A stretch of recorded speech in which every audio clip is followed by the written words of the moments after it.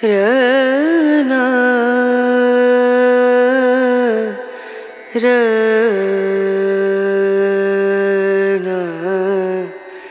रनु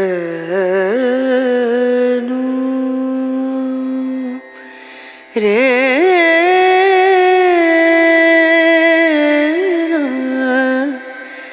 रे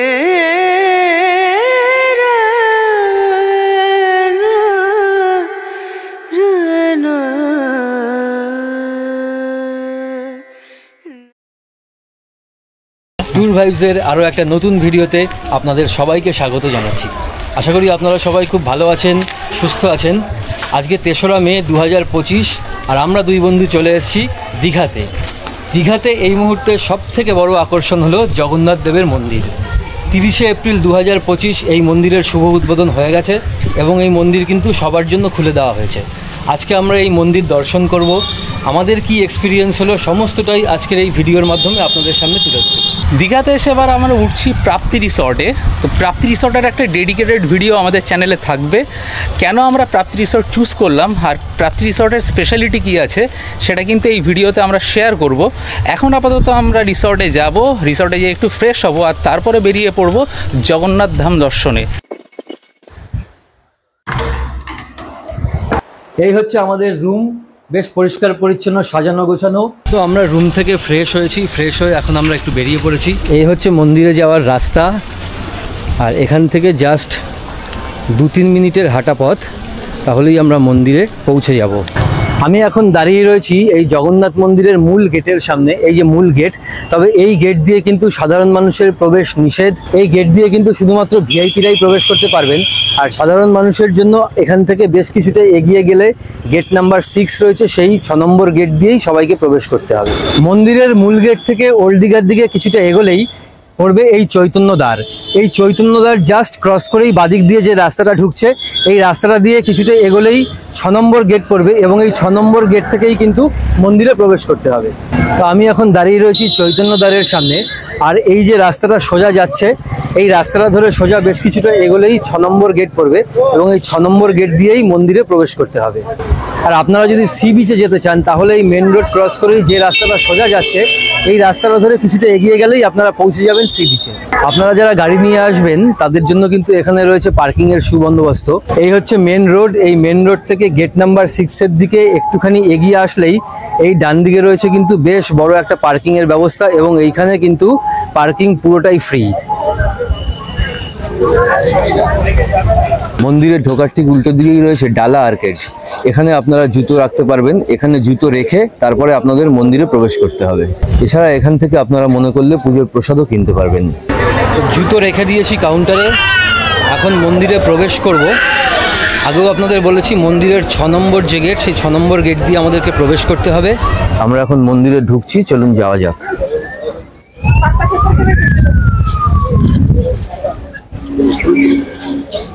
আমরা এখন প্রবেশ করে গেছি মন্দির প্রাঙ্গণে।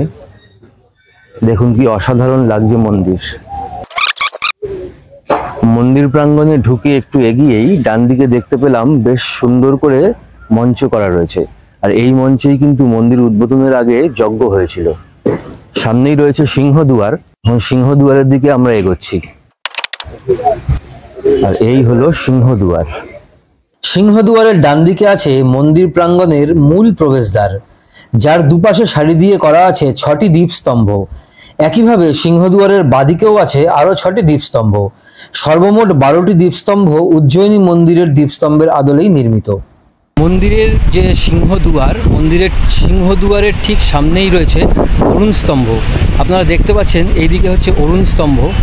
এই অরুণ স্তম্ভ কিন্তু মোট 34 ফুট উঁচু আর 18 মুখী হিসাবে তৈরি করা হয়েছে। প্রত্যেকটা জগন্নাথ দেবের মন্দিরের যেমন অরুণ স্তম্ভ থাকে, এখানেও কিন্তু সিংহদুয়ারের ঠিক মাঝামাঝি এই অরুণ স্তম্ভ রয়েছে। এখন আমরা সিংহদুয়ারের দিকে যাব, চলুন যাওয়া যাক। এখন দাঁড়িয়ে রয়েছি সিংহদুয়ারের সামনে। পুরীর মন্দিরের মতো এই সিংহদুয়ারের দুপাশেও 2টি সিংহ রয়েছে এবং এই সিংহদুয়ারের গায়ে কিন্তু বিভিন্ন দেবদেবীর মূর্তি খোদাই করা রয়েছে। চলুন আমরা এখন প্রবেশ করি সিংহদুয়ারে। সিংহদুয়ারে প্রবেশের মুখেই রয়েছে বিরাট বড় একটা কাঠের দরজা, যাতে অজস্র নকশা করা আছে। ভেতরে প্রবেশ করেই দেখতে পেলাম দুপাশে দুটি বেদি করা আছে। ডান দিকের বেদিতে আছে একটি কাঠের সিংহাসন, যার মধ্যে ভগবান জগন্নাথদেব বিরাজমান। আর বাদিকের বেদিতেও আছে একটি ছোট কাঠের মন্দির, যেখানে কোনো এক দেবতা বিরাজমান, কিন্তু দরজা বন্ধ থাকার জন্য এটি কোন দেবতা তা বোঝা গেল না। পুরো সিংহদুয়ারের ভেতরের কারুকার্য এক কথায় অসাধারণ।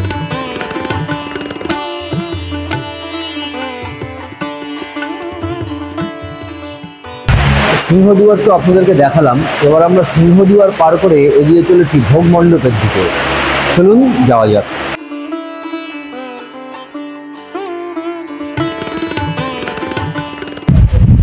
সামনে দেখতে পাচ্ছেন এটিই হলো ভোগ মণ্ডপ। এই ভোগ মণ্ডপেও কিন্তু অসাধারণ কারুকার্য করা রয়েছে। এই ভোগ মণ্ডপে ঢোকার জাস্ট আগেই এরকম জলাশয় করা রয়েছে, যেখানে কিন্তু প্রচুর পদ্ম গাছ রয়েছে। যদিও এই মুহূর্তে পদ্ম ফুটে নেই, কিন্তু এটা কিন্তু এইখানকার সৌন্দর্যকে অনেক গুণে বাড়িয়ে দিয়েছে। অসাধারণ লাগছে এই জায়গাটা দেখতে। আর একদম মন্দির চত্বরটা ভীষণ পরিষ্কার পরিচ্ছন্ন, খুব সুন্দর লাগছে। আর ভোগ মণ্ডপের বাদিকেও এরকম একই রকম ভাবে জলাশয় করা রয়েছে, তবে এখানে দেখুন, আপনাদেরকে দেখাচ্ছি, এখানে কিন্তু ফুল ফুটেছে। কি দারুণ লাগছে দেখতে, দেখুন অসাধারণ লাগছে। এই জলাশয়টা কিন্তু এখানের সৌন্দর্যকে অনেক গুণে বাড়িয়ে তুলেছে।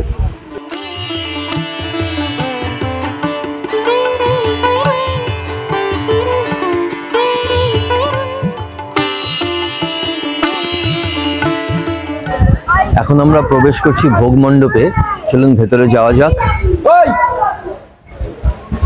ভোগ মণ্ডপে ঢোকার মুখেও এরকম বিশাল কাঠের দরজা করা রয়েছে এবং এখানেও কারুকার্য করা রয়েছে। ভোগ মণ্ডপে ঢুকে ডান দিকের বেদিতে কোষ্ঠীপাতরে করা রয়েছে বিষ্ণুর অনন্ত সজ্জার দৃশ্য, এবং এই সজ্জার ওপরে সুন্দরভাবে স্থাপন করা হয়েছে ত্রিদেবের বিগ্রহ, অর্থাৎ ভগবান ব্রহ্মা, বিষ্ণু এবং মহেশ্বর। ভোগ মণ্ডপের ভেতরটাও অজস্র আলো দ্বারা সজ্জিত। এছাড়া ছাদে ও দেওয়ালে পাথর কেটে করা হয়েছে অপূর্ব সুন্দর সব নকশা। ভোগ মণ্ডপের পরেই রয়েছে নাট মন্দির। চলুন এবার আপনাদেরকে নাট মন্দিরটা ঘুরিয়ে দেখাই। এই নাট মন্দিরে যাওয়ার আগেই বেশ কিছু সিঁড়ি করা রয়েছে। এই সিঁড়িগুলো পেরিয়ে উপরে উঠেই নাট মন্দিরে ওঠার কিন্তু দুদিক দিয়ে রাস্তা রয়েছে। আপনারা যে কোনো একদিক দিয়ে ভেতরে প্রবেশ করতে পারেন। আর এই পুরো নাট মন্দিরটাও কিন্তু অসাধারণ লাগছে। প্রচুর এখানে দেবদেবীর মূর্তি খোদাই করা রয়েছে এবং পাথর কেটে কেটে বিভিন্ন রকম ডিজাইন করা রয়েছে পুরো নাট মন্দিরের গায়ে। দেখুন কত সুন্দর ডিজাইন করেছে। সত্যি মানে এই কারুকার্য দেখে মুগ্ধ হতে হয়। মানে এত অসাধারণ কারুকার্য, এটা না দেখলে কিন্তু বিশ্বাস করা যায় না। চলুন এখন আমরা প্রবেশ করব নাট মন্দিরে। আমরা এদিকের সিঁড়ি দিয়ে উঠবো। চলুন ভেতরে যাওয়া যাক।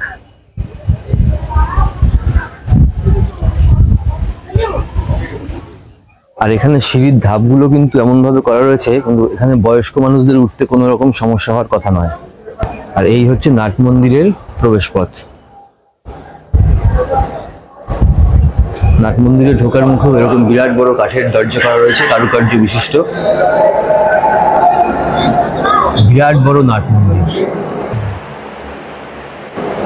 উপরের ডিজাইনটা দেখুন কি অসাধারণ লাগছে। একই রকম অনেকটা ডিজাইন, প্রচুর লাইট দেওয়া রয়েছে এখানে এবং পাথর কেটে কেটে কারুকার্য করা রয়েছে। নাট মন্দিরের মূলত 4টি দরজা। এইদিকে একটি দরজা, এই হচ্ছে আরো একটি দরজা, এইদিকে আরেকটি দরজা, আর এইটি হলো মূল গেট, যেটি দিয়ে আমরা প্রবেশ করেছি।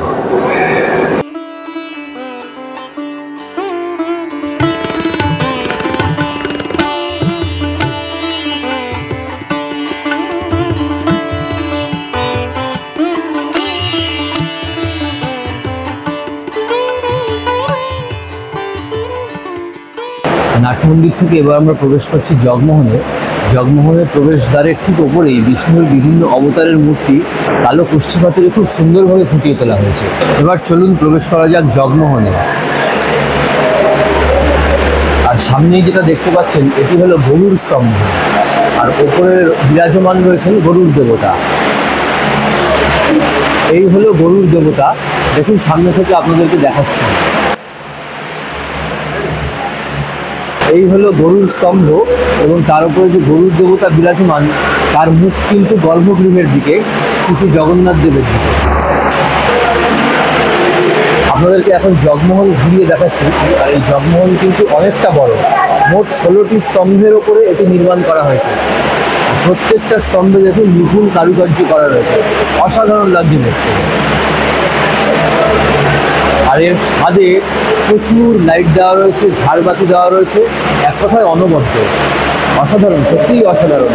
আপনারা দীঘায় আসলে কিন্তু অবশ্যই জগন্নাথ দেবের মন্দির দর্শন করে যাবেন, ভীষণ ভালো লাগবে। জগমোহন ঘুরে দেখার পরে এবার আমরা যাচ্ছি মূল গর্ভগৃহে। দূর থেকেই দেখতে পাচ্ছি জগন্নাথ দেব, সুভদ্রা এবং বলরামকে। দেখুন এখানে কিন্তু প্রচুর ভক্তের ভিড় হয়েছে, আর সবার মুখে একটাই কথা, জয় জগন্নাথ। অসাধারণ অসাধারণ। মূল গর্ভগৃহটি আরো অনেকটা বড়, দুর্দান্ত লাগছে। দেখুন পুরো ছাদে প্রচুর লাইট দেওয়া রয়েছে এবং চারিদিকে বিভিন্ন রকম কারুকার্য করা, এক কথায় অনবদ্য, অসাধারণ। চলুন আপনাদেরকে সামনে থেকে জগন্নাথ দেবের দর্শন করান।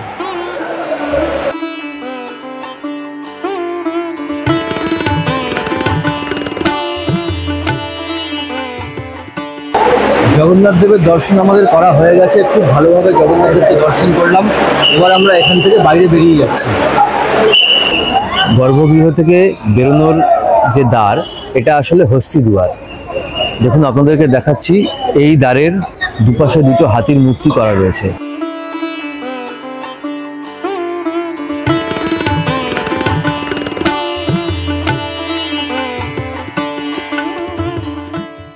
গর্ভগৃহ থেকে বেরিয়েই বাদিকে চোখে পড়ল কোষ্ঠী পাথরের তৈরি একটি ছোট মন্দির, আর এটি রেখেই আছে আরো একটি মন্দির যেখানে দেবী লক্ষ্মী বিরাজমান।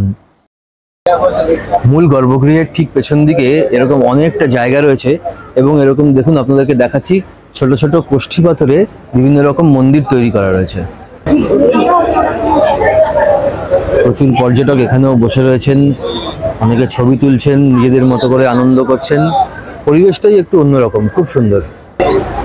এখানেও অনেক মানুষ বসেছেন, এখানে বসেও কিন্তু অনেকটা সময় কাটিয়ে দেওয়া যায়। মানে এতটা সুন্দর এই জায়গাটা, আসলেই মনে একটা আলাদা শান্তি লাগে। গর্ভগৃহের পেছন দিকে এরকম প্রচুর ছোট ছোট মন্দির তৈরি করা রয়েছে, যেগুলো কালো কোষ্ঠী পাথর দিয়ে তৈরি। দেখুন আপনাদেরকে ঘুরিয়ে দেখাচ্ছি, এগুলোও কিন্তু খুব সুন্দর লাগছে এবং মানুষজন এখানে আসছেন এবং এখানে কিন্তু প্রত্যেকদিন পুজোও করা হয়। এই দেখুন ফুল দেওয়া রয়েছে, বেলপাতা দেওয়া রয়েছে। গর্ভগৃহের ঠিক পেছনে এরকম অনেকগুলো মন্দির করা রয়েছে। এখন যে মন্দিরটা আপনাদেরকে দেখাচ্ছি, এটি হলো বিমলা দেবী মন্দির।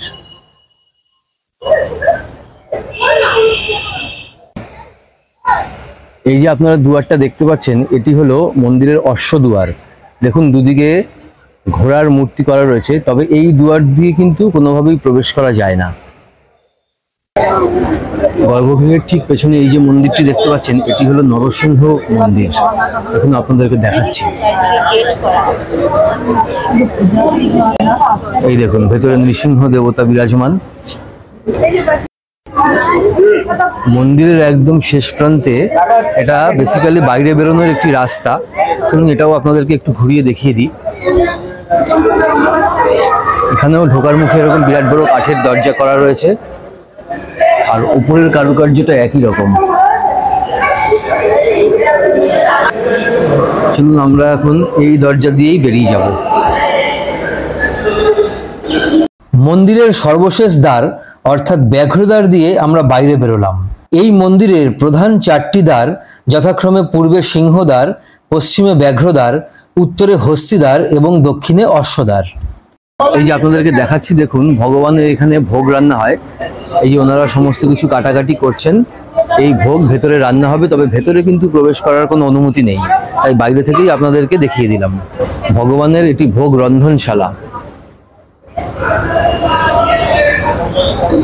এখানে সমস্ত রান্নার সরঞ্জাম রাখা রয়েছে, এটিও আপনাদেরকে দেখিয়ে দিলাম ঘুরিয়ে।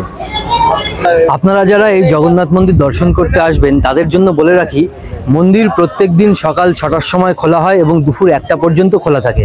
তারপর দুপুর 1টা থেকে 3টে পর্যন্ত এই মন্দির বন্ধ থাকে এবং তারপরে আবার 3টে থেকে রাত্রি 8টা পর্যন্ত মন্দির খোলা থাকে। আপনাদের জানিয়ে রাখি, এই জগন্নাথ মন্দিরের উচ্চতা প্রায় 213 ফুট। মোট 20 একর জায়গা নিয়ে এই মন্দির তৈরি করা হয়েছে। রাজস্থান থেকে আনা গোলাপি বেলে পাথর দিয়ে মোট 800 জন শ্রমিক মিলে এই মন্দির নির্মাণ করেছেন। সম্পূর্ণ মন্দির জুড়ে অজস্র নিখুঁত কারুকার্য সত্যিই মনোমুগ্ধকর। তো জগন্নাথ মন্দির তো আমরা পুরোটা ঘুরলাম এবং আপনাদেরকেও ঘুরিয়ে দেখালাম। তন্ময়, বল তোর কিরকম লাগলো এই জগন্নাথ মন্দির? এক কথায় অসাধারণ। মন্দির চত্বরটাই এত ভালো না, এখানে মনে হয় সারাটা দিন মানে কাটিয়ে দেওয়া যায় আর কি। তবে ভীষণ পরিষ্কার পরিচ্ছন্ন, মানে নিট অ্যান্ড ক্লিন করেছে আর এখনো নতুন, একদমই নতুন। তার জন্য পরিষ্কার পরিচ্ছন্ন। আশা করি আগামী দিনও এই পরিষ্কার পরিচ্ছন্নতা বজায় থাকবে। একদমই তাই।